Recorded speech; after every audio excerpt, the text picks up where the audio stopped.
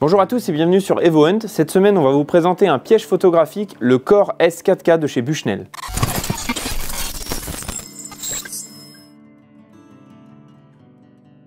Alors Bushnell, c'est une marque américaine qui propose des produits outdoor depuis de nombreuses années. C'est vraiment très connu pour le rapport qualité-prix et à la fois la fiabilité dans le temps. Pour vous rappeler brièvement l'intérêt d'un piège photo, c'est un petit appareil autonome qui permet de faire des photos à la fois de jour, de nuit, qui a un petit capteur de mouvement. Donc dès qu'il y a un animal ou une personne ou un véhicule qui passe devant l'appareil, ça déclenche une photo ou une vidéo. Et vous avez tous les clichés qui sont enregistrés sur une carte SD que vous pourrez venir retirer quand vous voulez. Cette caméra est une caméra non cellulaire et ce qu'on va faire maintenant, c'est que je vais vous ouvrir la boîte et on va voir ce qu'il y a dedans. Je vais énumérer aussi les caractéristiques techniques et l'intérêt de cette caméra. On va ouvrir du coup cette boîte de Bushnell et on va voir ce qu'elle renferme. Donc ici, on l'ouvre gentiment. Tac, on va la mettre de côté. Alors on retrouve bien évidemment la caméra qu'on va détailler un petit peu plus après. Vous avez un grand manuel d'utilisation qui est vraiment très intéressant à voir. Je vous conseille vraiment d'aller regarder parce que vous allez apprendre plein de choses sur le paramétrage, la mise en route des menus, etc.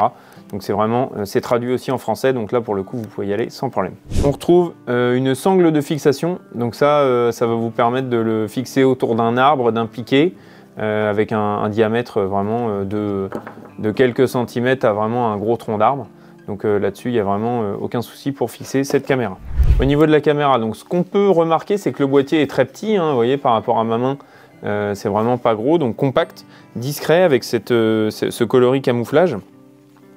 Donc globalement, on va retrouver ici le capteur de mouvement, ici les différentes LED infrarouges qui vont vous permettre de faire des vidéos et des photos de nuit avec un léger flash voilà, qui va couvrir jusqu'à 33 mètres. Et du coup, vous avez également une portée de détection jusqu'à 33 mètres. Donc voilà, on a les deux, à la fois portée de détection et portée de flash qui concordent. Donc vous allez pouvoir faire des photos vraiment de belle qualité et des vidéos. Et de jour, évidemment, vous aurez des photos en couleur.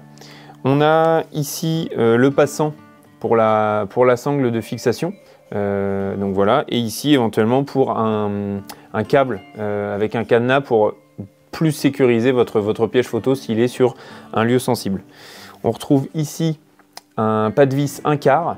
Donc ça, l'avantage, c'est que vous allez pouvoir le fixer sur une autre fixation, type vis à bois, comme on vous avait déjà présenté. On vous mettra les liens dans la description. Vous en avez également un ici, en fonction de là où vous voulez le positionner. On va très simplement ouvrir ici le boîtier. Tac, et voilà. Donc là, on va accéder aux différents écrans et boutons. Donc vous avez l'écran principal et ici le logement à pile. Donc vous appuyez ici, voilà, ce qui va faire sortir le logement. Donc là vous le tirez un peu, n'hésitez pas à le tirer. Hop, voilà.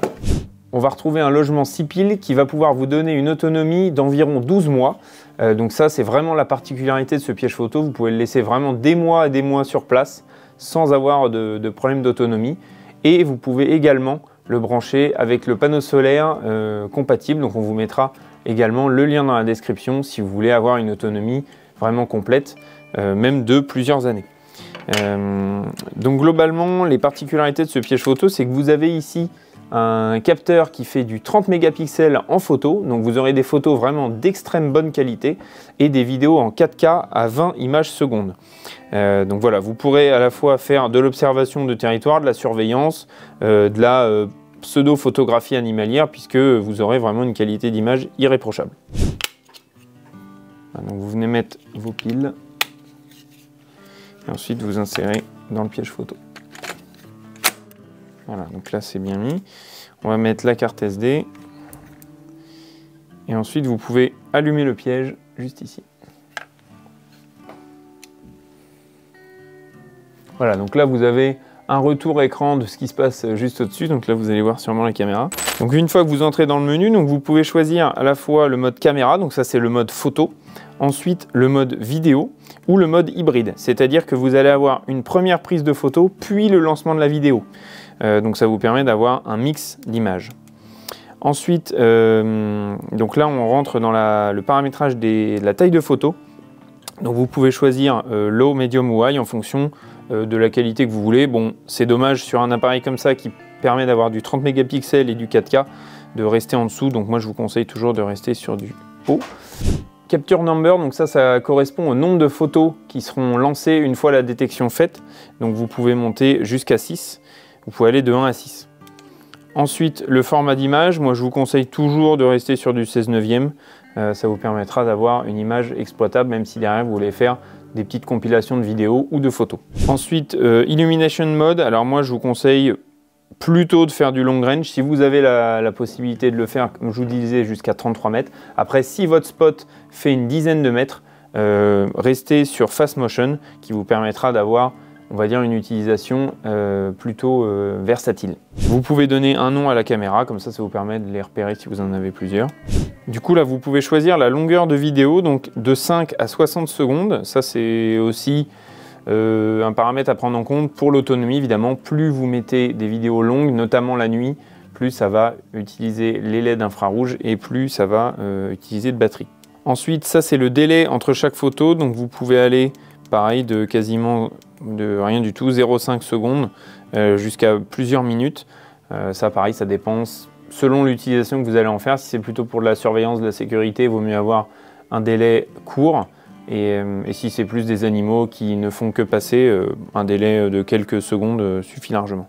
Vous pouvez également choisir le mode jour, nuit. Vous pouvez aussi formater la carte mémoire. Ensuite, vous avez le niveau de sensibilité du capteur. Donc vous pouvez le laisser sur auto. Donc là, effectivement, en fonction des conditions de luminosité, il va s'adapter. Et après, ça, vous pourrez toujours le modifier par la suite. Mais sinon, vous pouvez mettre aussi rapide. Enfin, voilà, une captation très, très importante dès qu'il y a un tout petit mouvement. Médium, ça c'est, on va dire, l'utilisation standard. Et low, c'est si par exemple vous avez beaucoup de passages ou par exemple des feuilles qui passeraient devant votre caméra pour éviter les détections intempestives. Merci d'avoir regardé la vidéo, n'hésitez pas à mettre un petit pouce bleu et vous abonner pour les prochaines vidéos. Si vous avez un commentaire, vous pouvez le poser juste en dessous. N'hésitez pas aussi à lire la description de la vidéo, on vous met les liens à la fois des produits mais aussi de nos réseaux sociaux, que ce soit Instagram et Facebook. Je vous dis à très vite sur evohen.com.